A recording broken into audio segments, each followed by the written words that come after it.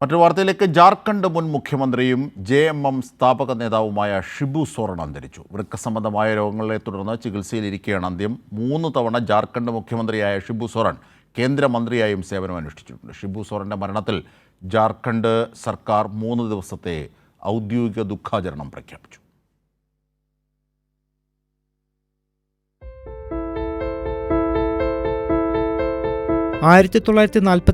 ജനുവരി 1 സന്താൾ ആദിവാസി കുടുംബത്തിൽ ജനിച്ച ഷിബു സോറൻ 18ാമത്തെ വയസ്സിൽ 1962 സന്താൾ നവയുക്ത സംഘ് രൂപീകരിച്ചാണ് രാഷ്ട്രീയത്തിലേക്ക് എത്തിയത്.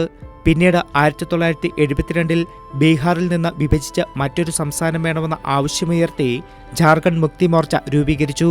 1977 തെരഞ്ഞെടുപ്പ് രാഷ്ട്രീയത്തിലേക്കിറങ്ങിയ ഷിബു സോറൻ ധുംക മണ്ഡലത്തിൽ നിന്ന് ലോക്സഭയിലേക്ക് മത്സരിച്ചെങ്കിലും പരാജയപ്പെട്ടു.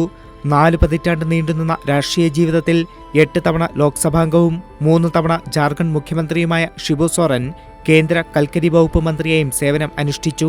3 തവണ മുഖ്യമന്ത്രിയായെങ്കിലും കൊലപാതക കേസുകളിൽ വിചാരണ നേരിട്ടതിനെ തുടർന്ന് രാജിവെക്കേണ്ടി വന്നു.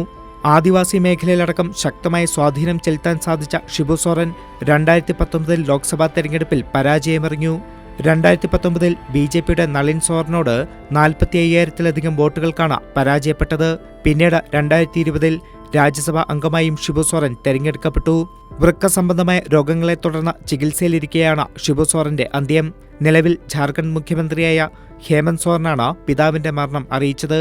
ആദരണീയനായ ഗുരു നമ്മളെ വിട്ടുപോയെന്നും ഞാൻ ശൂന്യനായെന്നുമാണ് ഹേമന്ത് സോറൻ എക്സിൽ കുറിച്ചത്. News desk Kairali news.